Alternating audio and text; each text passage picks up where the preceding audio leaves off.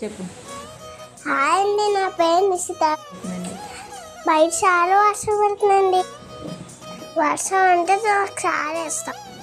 మీకు కూడా వర్షం అంటే ఇష్టమా? అయితే కామెంట్ చేయండి. తుఫాన్ అయితే తగ్గుతుందండి, కొంచెం జాగ్రత్తగా ఉండండి. మీరు ఈ వీడియో లైక్ చేయండి, సబ్స్క్రైబ్ చేసుకోండి. మంచి వీడియో పంపుతాము.